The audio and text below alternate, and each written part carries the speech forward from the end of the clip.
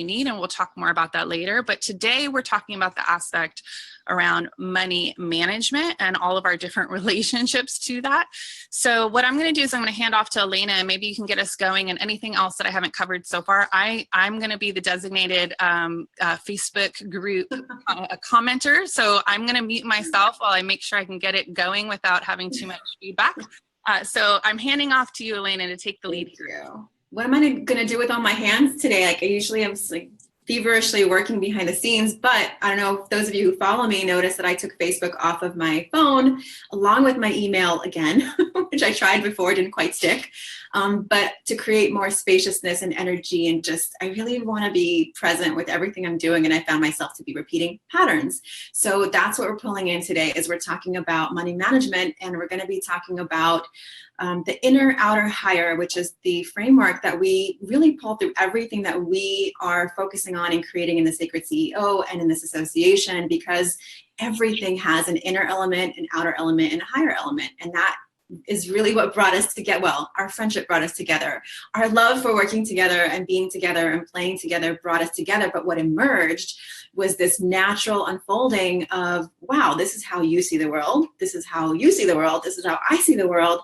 And check it out. It's like this framework that sort of it emerged, right? So it was calling to us. And then when we started laying it over different topics, it really brought a cohesiveness and a fullness to exploring. Like there's an inner, outer, higher element to self-care. There's one to energy. There's one to intuition. There's one to building a business. And today what we're bringing this inner, outer, higher model to is to money. And it's like the elephant in the room. It's in every household across the world. Lack of it, abundance of it, just like food, just like time. There's these topics that we can all relate to because they're in all of our lives. And so money is one of those topics that you can just feel it in your body. Probably as soon as I said money, you're like, oh, like something happened in your body, because we all experience it. And it could be like the mouse in the room or the elephant in the room, depending on what your relationship is to money. And whether you're managing it with, a tiny pen and a graph and you're all in it, or you're not even looking at it, there is a relationship to money. So we want to shed light on that. We want to share with you the best of what we do in our private groups. So we have the Divine Self-Care Circle, which is my group. We have Celia's community, which is the Superfly community or Superfly sisterhood. And then we have the Mystic Society. And so we have these beautiful communities where we teach the essence of what each of us teaches. But then when we bring it all together, it's like, boom, wow. If you put all these three elements together, it's really quite comprehensive. And what we strive for is simplicity. Like that's our word. In fact, last time we were together doing our planning weekend and hosting an event, we literally had the sign, a massive neon sign that said simple outside the Hollywood window. It was like the sign from the universe telling us, yes, keep going. Things need to be simplified. It does not have to be overcomplicated. So I will start us out today by sharing my reflection on my relationship and patterns with money, in hopes that you recognize bits of yourself is really in there, and your story will shift and change over time. But this is what I thought of when we sorry, I can't be distracted by comments. As soon as I do, it's like my whole. Okay, so Celia wanted me to remind you that our parent company is the Simply Sacred Company. See, I have to be like, I can't. I have too many tangents in my mind. Okay, so here we go. So when I was thinking about the inner, which is my work, the inner of my relationship and my patterns around money, they have changed over time dramatically. But when I was looking back, I got this instant visual image of my mom sitting at the table. She was the one who managed all the money in our house. But she would every Monday, she would sit at the kitchen table, and she was surrounded by like envelopes and checkbooks. And I don't think it looked like she was in this bubble that I just couldn't even get into. And she was super stressed. She had this little crease right here that she would get. And she was like, once in a while, I think as I got older, I asked her, I'm like, what are you doing? And, I kind of knew she was doing bills, but I just asked her like a deeper question. She's like, oh, I'm moving money from here to there to pay this bill and that bill. And it just didn't look fun at all. So I just sort of passed by it. I'm like, okay, that's that. And I was a natural saver in my life. I just sort of picked up on some of these patterns where I just loved having money in my bank account. I felt very good when I had money in my bank account. I didn't love debt, but I eventually did go into debt in college. And so and then I had to, pay it off. And I did go into some like debt rebuilding thing because I basically paid my way through college. And so now as an adult, as a mom, as a wife, as a business owner, I had to get very clear. I'm like, what's going on?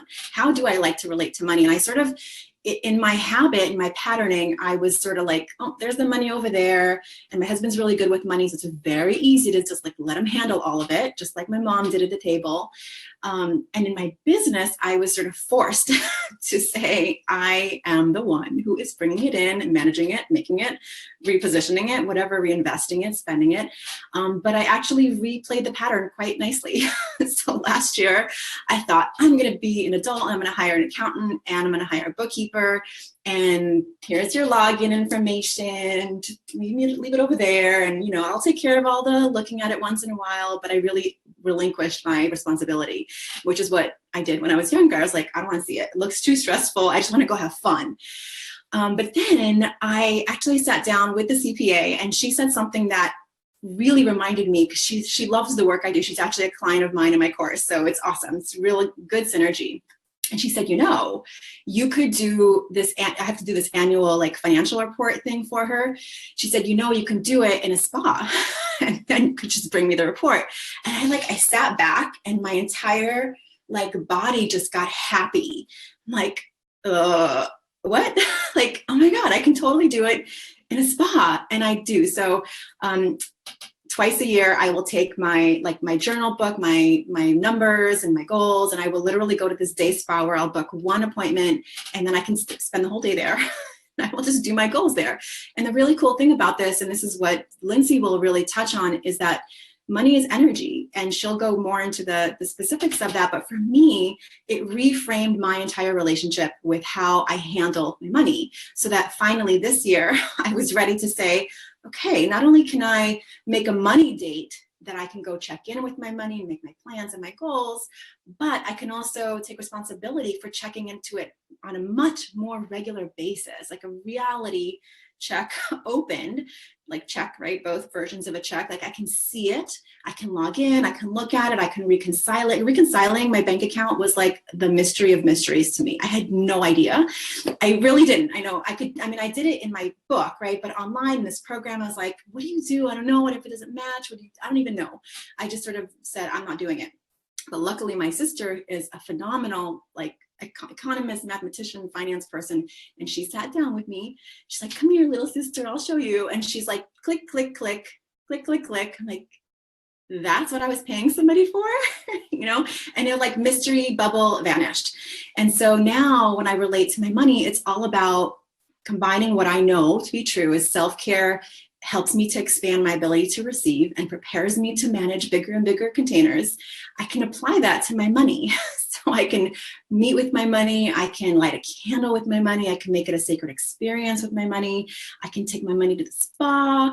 And it really started shifting. And I can see, and Celia and Lindsay have heard me say, like privately texting, I'm like, oh my God, I get it. Like these big epiphanies around money and self-worth and value have started to really ripple out for me, because it's not the elephant in the room that I can't look at anymore. Now it's like a cute little mouse that I can just put on the table and we can chat, we can play. So for me, it's about making that relationship, that patterning, a new relationship, about making it playful, making it easeful, making it sexy even.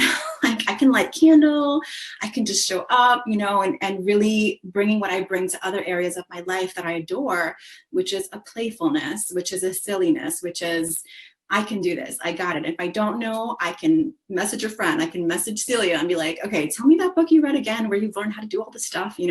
I know that I still know that there are things I don't know, but the relationship is open now. Like the doors are open. The house has, become somewhere I can walk into and know that I can navigate. So if you recognize any of that in yourself, I'd love to hear it in the comments below. What is the elephant in the room for you? Like, what are you afraid to look at? So that's my story. Hope you relate to it. And I'm sure there'll be more, and I'll keep sharing as I go. Obviously, I can't hold anything back. Everything has to come out. So anyway, that's me. I'm just writing down. You said the question is, what is the elephant in the room in relationship with your money? Yes. Awesome. I also put another question in here in the chat. Cool. Thank you for doing that. How to make money sacred, right? How to make your relationship to money and management sacred and joyful. And we have a lot of the ladies chiming in, so I will share more of that towards the end of our recording. But I love the tips that you're giving, Elena, and it's just about just shifting your relationship with it as the church bells ring. Yes. That's a sign. Oh, I love it. Yeah, but this bringing the sacred into money. There you go. That was amazing. Yeah, it made me think of a tangent in another direction, but we'll say we're going to this for later. So I'm gonna jump in next on the spoke of our triad here, or the spoke of our women's way triangle, the inner, outer, higher. Whoop, whoop. We need like a dance. Totally, I like that. We'll have to work on that this week. What do you guys think? Did you like our dance? Do you have any tips, suggestions? Make our dance more resonant for you? Maybe we should come up with a song. Anyways, because all of us can sing so well. That's right. And Elena, I can't. I don't know about you, Lindsay. I like to sing though. Anyways. So on the outer piece of this conversation around management, and we talked a little bit before we hopped on live with you guys about what we wanted to talk about and what was coming up for us around the management piece. And I'm super excited about the training that we're creating together. I keep wanting to call it Make Money Now. So that is the subtext of the whole thing, but Money Magic Now, which was the first title I thought of, and now it's Make Money Now. So I think there's some hybrid in there. When you do your money magic, you're going to make money. But on the outer piece of the management, the last several years for me have been really revolutionary because, as I shared in one of our previous videos about the mindset piece and the stories, that I had come from a really strong upbringing story that you might say is like a scarcity mindset around money, or even a money is bad, or money is evil, or money is the tool of the oppressor to keep other people down. And I appreciate the feedback I've gotten since talking about that, because I know that's a really resonant money story that a lot of people can deal with, and also being that story of soulful spiritual entrepreneur making a lot of money, and how is that misaligned for a lot of people. They feel like that's a misalignment, and so really working our way through that, and how I've been doing that as well. And so one of the big pieces for me was really thinking about, this work that I do with women is all about women stepping into their power and becoming the driver's seat of their life, and not letting anybody else be taking care of everything for them, but for them to really feel like they're knowledgeable and they take action, and they're not letting life happen to them. They're not in a victim mindset. And so I'd be curious, just even for that piece of the victim mindset. And again, I sort of feel like when I say that sounds bad. So I'm not trying to be like, there are some people that have been victimized, so I'm not trying to say like, if you are a victim or you relate to yourself as a victim, that's so bad. More so thinking that there is this journey of, I've been through something, or I've had hard things happen to me. And we start often in a place of, woe is me, my life sucks, this terrible thing happened, it's really bad. And there's a lot of good in honoring that space and dealing with the emotions in that space. But then there's that piece of, where's the personal empowerment? Where's the transformation? How are you going to utilize what you've been through, what you've been taught, and empower yourself to get into a stronger position where you can now help other people, or where you can shift your own life, or you can impact your community. And so since that's like the root of the work that I teach, a couple years ago with these sisters right here, I was like in tears going, this is what I teach. And yet I don't even feel like I'm doing this in my own life with money, and like my own relationship with money is out of whack. And, even though I'm making good money, there's all these things I still feel like are cropping up around me and money. And so the biggest piece that I've had around this outer component of money management is to say, I'm going to manage my money.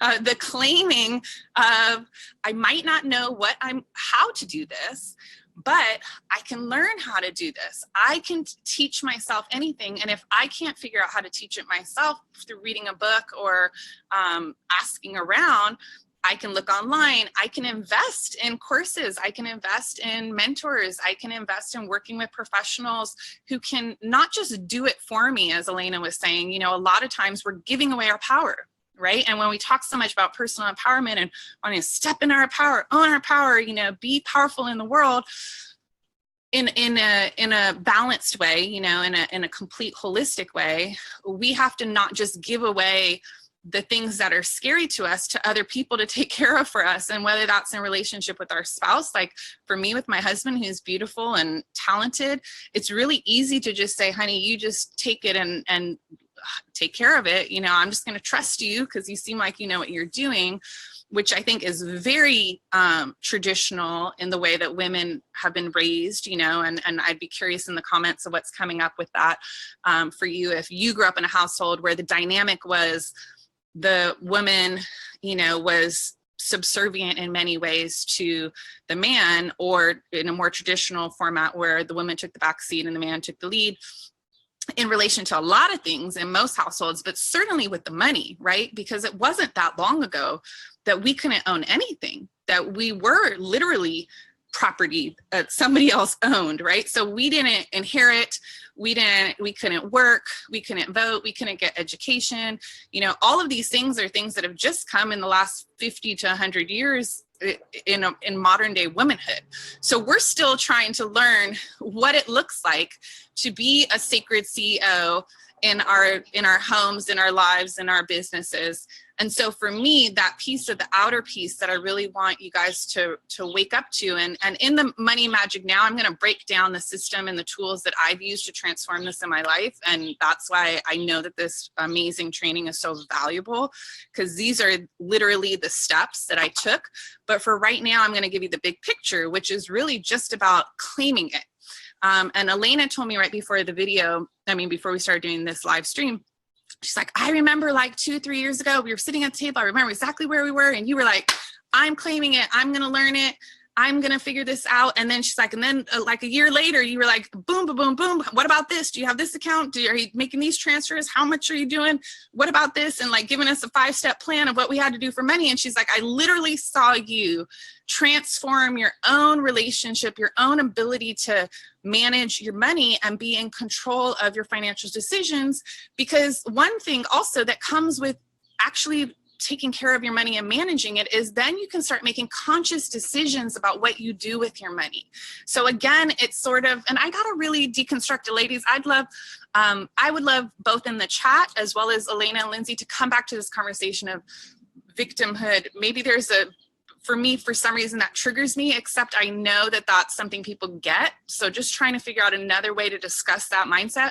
But instead of being in a place where all this shit is happening to my money and I'm signing up for this and I'm signing up for that. And I don't know, it seemed good at the time and I'm just doing it. And I bought this because I was feeling sad and just all these things happening, where mainly that is a manifestation of you not being in control of your money, right? So you're not awake. You're not saying, yes, I want that. Why do I want that? Let me look at how much money I've allocated for that kind of a thing. Do I have it? Okay. Let me make a conscious decision that I'm going to get this because I have the money saved and this is something important to me and it's aligned with my values, right? That's like a conscious decision versus just having an impulse of like, I'm going to do it, I'm going to do it. And so really that piece of embodying the empowerment, really taking control of, I'm going to get on top of this, whether you right now know how to do it at all. Because to me, for a long time, nobody ever taught me about money. Nobody ever taught me, like Elena was saying, about reconciliation and balancing checkbooks and different kinds of bank accounts and how you do it and what you could do with it. It was only, I'm literally self-taught. And I've seen massive transformation in my own life in a very short period of time because of all of the things that we're teaching. And that's why the Money Magic Now training is so comprehensive and powerful, even though it's just like a foundational program, because we're touching upon these 3 different components of the mindset, the management, and the manifestation. So on that note, I'm going to go into the chat and see what's coming up for everybody, but this is what's alive for me, is really that taking control, claiming it, telling other people. Maybe I don't yet know now. I'm not that great of a financial manager right now, but I intend to be. And I still remember when Lindsay and I were working together, and I said to Lindsay, I know that I'm going to teach a money course. You remember that, Lindsay? That was not that long ago. I was like, I know it. I can feel it in my bones. I'm meant to teach money because money equals power. And that's what I'm all about. And so I know for sure I'm teaching money. And I told her then, but I'm not ready to do it yet. But I'm ready to do it now. So that's really exciting. And if you can be inspired by my transformation in just a few years, I hope that will alleviate some of the shame that you may feel about not being prepared to manage money. And of course, here come the gardeners. So I'm going to mute myself and possibly take myself off video for a second so I can tell them to pause. And then I'm going to go into the chat too and see what's coming up for everybody. Okay. Can you hear me okay? I love this, and I love that, Celia, you just kind of wrapped the sweet bundle there on the outer of money with an acknowledgement that money is power. Because of course, when we look at money through that higher lens, we're talking about the way in which money is energy. That although we might think of money as coins or dollar bills or numbers on a spreadsheet, all of those are just our human representations of worth and of value. And that ultimately, the true essence of money is an energetic exchange. It's an understanding of the way that we assign value and worth and meaning to something that we need, or something that we want, or something that someone else needs or wants, or perhaps an accumulation. These are all the attributes of the energy of money. And in our earlier calls, where we've talked about either our relationship to money or our patterns or story or ancestral patterns around money, we've touched on this idea that money is more than just the hard dollar bill or coin in your hand. The piece that excites me about this conversation about the management of money from an energetic standpoint is that we have an ability to influence the way that we experience the energy of money. It can be something that is fraught with stress or fraught with denial. The way Elena's describing her first step of like, not only do I need to look at this and want to look at it, but I'm going to choose the way that I look at it. I'm going to choose to bring beauty way and joy and luxury and all these things that are real and true to her.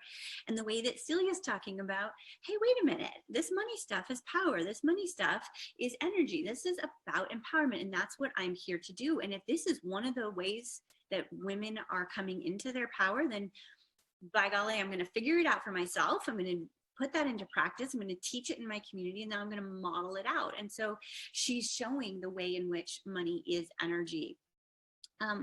When I think about the way that the energetics of money want to be seen and want to be thought of, it brings through that thread of the sacred.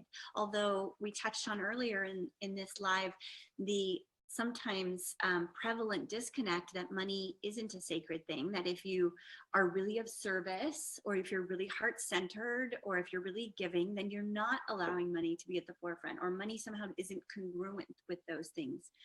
But I love to remind my clients and the mystics and anyone who will listen that the early exchanges in the marketplace of commerce were actually sacred acts, that there were merchant priests who watched over the exchange, who were there praying on the process to make sure that everybody's needs were met, that everybody felt like what they brought in was valued and seen, that every family who needed a melon received a melon, and every farmer who had grown a melon found a home that those melons would go.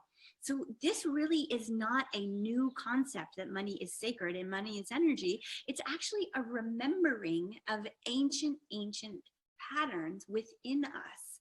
And so where does that go in terms of how you actually manage your money today in the here and now? Well, one of the things that I'd like to offer is this idea that when women start to step into their empowerment around money, there's a certain brand of languaging and a certain energy that I see. There's this thing of holding it lightly, like I'm not too attached to money. It's all cool. It's all light. And this languaging is, and I'm creating more flow, right? Both of those descriptions describe the energy of money. But ultimately, neither may really serve you from what you're actually trying to do with money. Yes, we don't want to be over-attached. Yes, we don't want to grip anything too tightly, but even the gesture of I'm holding it lightly kind of, illustrates that we're not taking it that seriously. So coming into it might not be so much holding it lightly. It would be, I'm holding it closely. I'm holding it close to me. I can love it. I can tend it. It's an okay thing for me. The piece from this aspect of money flow might speak to, are you able to budget? Are you able to actually accumulate and save? Elena said she's a natural saver. That was a lesson I had to learn. For me, I was a natural attractor. I would attract and make money, but I also like to send it right back into the universe. So the relationship between flow and saving, between spending and saving, between attracting and accumulating. I love to activate women to possibly shifting their thinking and their language, if they're open, from this idea of money flow and instead invite money pooling. I had a fabulous money session myself with one of our dear friends and mentors in each of our communities, Claire Hayes, and we were looking at the actual energy patterns as you would if you were a Reiki practitioner or an EFT practitioner of money. And it was like, yeah, it knows how to flow like any energy, like the electricity in the wires in your house, but it loves to pool. And I would love to see money pooling around women more. Within the pooling, we see the freedom. Within the pooling, we see the spaciousness to make choices and to really look at the big, long picture. So those are two things that I like to think about from the standpoint of the energy of managing your money here and now. Be looking for your understanding and your reverence of the sacred nature of the energetics of money. Be looking at the way in which we move from holding it lightly to holding it closely, and then also be looking at how we move from flow to pooling. So if I were to offer a guiding question, it would be to take a little time and journal. What are the words you use to describe the energy of money, and how can you move possibly from this idea of flow? Even if you don't feel like it's abundant, I promise you there's a flow of money in and out of your life. If you are on the internet right now, if you are on your phone, if you have the time in the middle of the day to be having this great conversation with us, there is a flow of money into your life. So what we're talking about is how do we grow that flow, and then how do we allow it to pool? So that's really exciting stuff, and I look forward to seeing some of your thoughts in the chat. I have obviously relocated, so hopefully you can hear me okay. The gardeners have not left, but I think that it's going to be all right. I just wanted to share some of the awesome comments that are coming up from the ladies listening in. So Lisa's saying, yes, Elena, that makes so much sense. It's all about being inclusive, feeling deserving of her money and abundance. Samantha says, I love the idea of setting a date with my money and creating a ritual around it. Shona says, I plan to light a candle when she's paying her bills. Lisa again says, I love doing money rituals. I get so excited when I'm about to do a money ritual, but my lack of money management has brought about my current financial hardship. And I thought I knew what I needed to know, but I don't. So I'm here to learn. And then just now Karen Crane joined in and she says, it's so interesting. She's working on the pooling. And Shona just commented again saying, listening to us makes her realize how disconnected she is from money, which is a very vulnerable share.